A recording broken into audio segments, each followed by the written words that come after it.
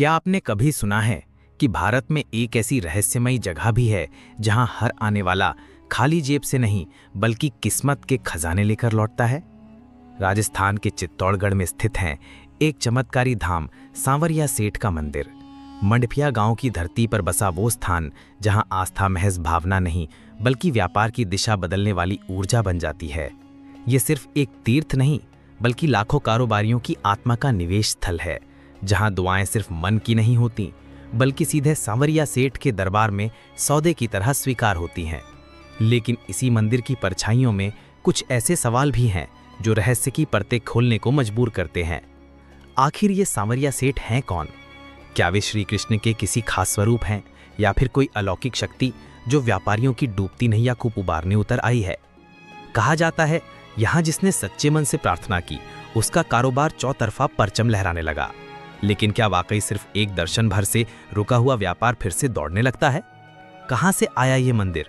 कौन लाया इसकी मूर्ति? क्या सचमुच वह स्वयं धरती से प्रकट हुई थी एक रहस्यमयी स्वप्न के संकेत पर? और सबसे चौंकाने वाली बात, क्या ये सत्य है कि इस मंदिर में जो भी चढ़ावा आता है वो सीधे भगवान के नाम पर बैंक में जमा होता है, या इसके पीछे भी कोई और अनकहा रहस्य छिपा है? क्या आपने कभी सोचा है क्या ईश्वर का भी बैंक खाता हो सकता है? और अगर हो सकता है तो क्या वो खाता सीधे भक्तों की श्रद्धा से भरता है? चित्तौड़गढ़ के एक कोने में बसे सांवरिया सेठ मंदिर को यूं ही भारत का इकलौता बिजनेस गॉड नहीं कहा जाता। यहाँ के व्यापारियों की परंपरा कुछ अलग ही है। पहली कमाई की मिठास हो या मुनाफे का उत्सव, कंपनी की रजिस्ट्री हो या नया कारोबार, जब तक ये सब सांवरिया सेठ की चौखट पर समर्पित न हो जाए तब तक लगता है मानो शुरुआत अधूरी है। हर साल लाखों लोग यहाँ सिर्फ दर्शन के लिए नहीं आते, वे आते हैं अपनी तकदीर के पन्नों को फिर से लिखवाने। लेकिन एक सवाल जो हर किसी को भीतर तक झकझोर देता है, जो करोड़ों का चढ़ावा मंदिर में आता है उसका होता क्या है? कौन संभालता है उसे? कहाँ जाता है वो धन? क्या वो सामाजिक कार्यों में लगता है या फिर कोई और चुपचाप कहानी चल रही है?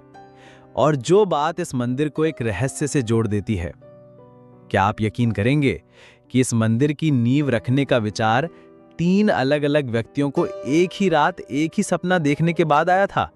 यहाँ कोई जात पात नहीं, उम्र या हैसियत की कोई सीमा नहीं। हर पेशे से, हर वर्ग से, हर सपने देखने वाला यहाँ आता है, बस एक उम्मीद लिए कि शायद अगली बार जब वो कुछ बड़ा शुरू करे तो खुद सांवरिया सेठ उसका हाथ थामे हों। तो इस रहस्य से भरी यात्रा में हमारे साथ अंत तक जुड़े रहिए, क्योंकि हो सकता है आपके सपनों की कहानी अब लिखने वाला कोई और नहीं, खुद सांवरिया सेठ हों। और इस वीडियो की शुरुआत में चलो हम सब एक साथ उनके चरणों में ये प्रार्थना करें। हे सांवरिया सेठ, जो भी संदेश को दिल से स्वीकारे, जो इसे शेयर करे, लाइक करे और कमेंट में जय श्री सांवरिया सेठ लिखे, उसकी जिंदगी में बरसे तुम्हारा आशीर्वाद बिना किसी रुकावट के। आपकी मेहनत रंग लाए, आपका व्यापार बुलंदियों को छुए और आपके घर के आंगन में कभी भी अभाव की छाया ना पड़े। कहा जाता है जो इस यात्रा को दिल से अंत तक देखे उस पर खुद श्री सांवरिया सेठ की छाया हमेशा बनी रहती है। जय श्री सांवरिया सेठ ये सिर्फ एक नाम नहीं बल्कि वो जीवंत प्रतीक है जो विश्वास, उन्नति और कृपा का रूप बन चुका है। ये वही स्वरूप है, भगवान श्री कृष्ण का वो सांवला मोहक रूप जो चित्तौड़गढ़ के मंडफिया गांव में एक रहस्यमयी ढंग से प्रकट हुआ था। लेकिन सवाल अभी भी है, उन्हें सिर्फ भगवान क्यों नहीं कहा गया, सेठ क्यों कहा गया?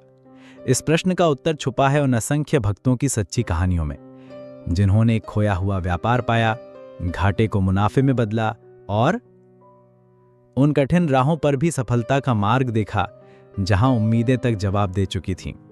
और ये चमत्कार तब घटित हुआ जब उन्होंने एक संकल्प लिया, मेरी पहली कमाई मेरे सांवरिया सेठ को समर्पित होगी। उस दिन से लोग उन्हें सिर्फ भगवान नहीं बल्कि अपना साझेदार, संरक्षक और मुख्य भागीदार मानने लगे। आज नजरें घुमाइए, आपको हजारों दुकानों, ट्रकों, ऑटो, गोदामों और ऑफिसों पर ये पंक्तियां मिलेंगी, मेरे बिजनेस पार्टनर सांवरिया सेठ। शायद कोई और देवता नहीं जो अपने भक्तों से इतना वास्तविक और व्यापारिक रिश्ता निभाता हो। यहाँ केवल भावना नहीं, प्रत्यक्ष फल मिलता है। यहाँ सिर्फ श्रद्धा नहीं, परिणामों की गवाही भी होती है। शायद यही कारण है कि आज सांवरिया सेठ केवल आराध्य नहीं बल्कि हर सपने को साकार करने वाले एक दिव्य भागीदार बन चुके हैं, जिन पर भरोसा करके आज देश भर के करोड़ों लोग अपने भविष्य की डोर उनके हाथों में सौंप चुके हैं। अब चलिए उस रहस्य से पर्दा उठाते हैं जिससे इस मंदिर की कहानी की असली शुरुआत हुई थी। साल था 1840, स्थान राजस्थान का चित्तौड़गढ़, एक ऐसा क्षेत्र जहां धर्म और संस्कृति की जड़ें सदियों से धरती में धसी हुई थीं। इसी धरती पर बसा था एक शांत सरल गांव भदेसर। यहां रहते थे एक साधारण किसान भोलाराम जी। उनका जीवन सीधा साधा, मेहनत से भरा और श्रद्धा से सिंचित था। लेकिन एक रात कुछ ऐसा घटा जो उनके जीवन की धारा ही पलट गया। भोलाराम जी को एक अजीब सपना आता है।